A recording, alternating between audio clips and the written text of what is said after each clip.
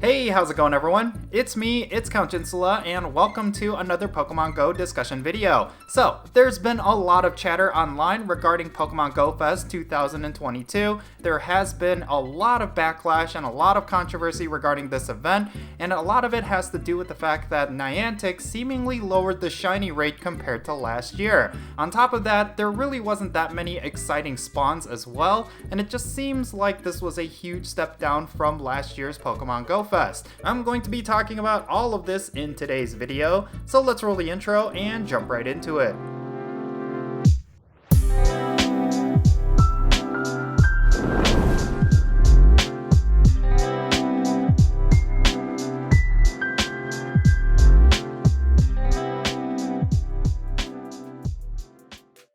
Alrighty, so later today or possibly tomorrow morning, I'll be uploading my own personal Pokemon GO Fest vlog on my channel so you can check out my own experiences with this event, and I have to say there was a lot of ups and downs. A lot of that had to do with the fact that there really wasn't too many shinies encountered throughout the day, and I really feel like just in general it was just a lot more grindy and a lot less compelling compared to previous GO Fests. And I really thought I was the only one feeling this way throughout the day, but after looking at social media as well as the sentiment from players around me, it seems like this issue was something that everyone was facing. Like, I'll be honest with you, I really thought my luck was just really low. I wasn't getting any shinies throughout most of the first half of the first day, and I felt like there was just not a lot of content to do. I was quite surprised to find that a lot of players were feeling the same way. It seems like Niantic just lowered the shiny rate this year compared to previous years, and just in general, it seems like a lot of the content was lackluster.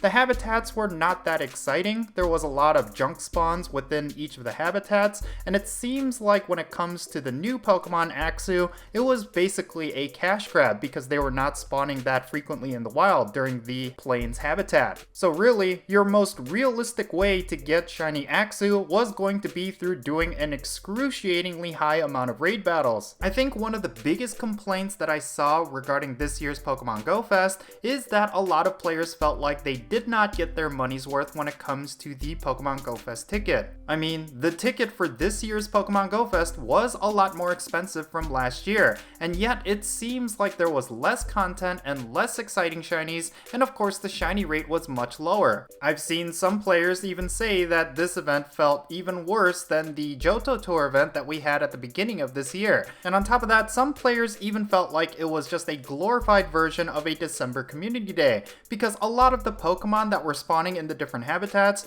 were basically old community day Pokemon, which, if you were to get the shiny forms of any of these Pokemon, it wouldn't be as exciting because you have probably already gotten those shinies from before. Now for me personally, I don't necessarily agree with that sort of sentiment. The real problem that I saw was that the shiny rate was extremely low. There were actually a lot of new shinies and some exciting shinies within each habitat, but you really did not feel the impact of those exciting shinies because you were barely ever seeing any shinies to begin with. Like, when I say that the shiny rate was low, I mean that it was abysmally low. There were some players who were grinding out pretty much the entirety of the first day, and yet they were only able to get maybe 4 or 5 shinies. Even for myself, I was only able to get 7 shinies in total outside of raids, and I really felt like that number was extremely low, because in previous GO Fests, I would walk out with 30 or 40 shinies pretty easily,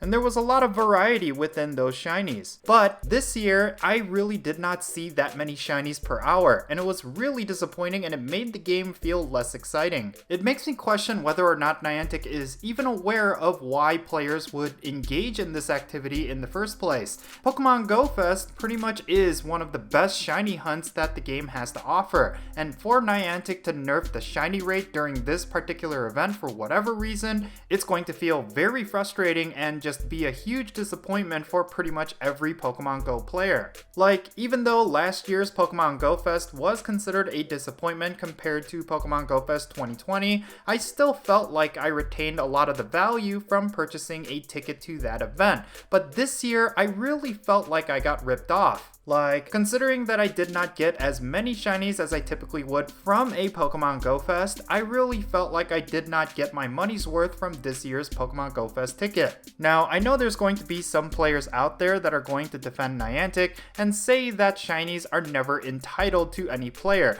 But I would argue against that sentiment because this was a ticketed event. It was a paid experience and players are expecting to get at least the same experience that they got last year. But instead, we got a much downgraded version. And let's not forget that this year's Pokemon GO Fest was a lot more expensive than last year. I didn't even get to the second day festivities, which, if you were to compare it to the previous Pokemon GO Fests, you would definitely feel just how downgraded this year's Pokemon GO Fest was compared to the previous years, especially when it comes to gameplay. I think without question, nothing will compare to the second day of Pokemon GO Fest 2020. We had a major Team Go Rocket takeover, as well as a whole bunch of Shadow Legendaries make their debut, and I really felt like the buzz was really great behind that event. And even though last year's Pokemon GO Fest Day 2 was not as good, it was still really exciting because they had just a massive amount of raids and it was all about getting a whole bunch of legendaries that was released up to that point. There was something really exciting about that, even though there wasn't any new gameplay. But if you were to compare this year's Pokemon GO Fest Day 2 compared to the previous years,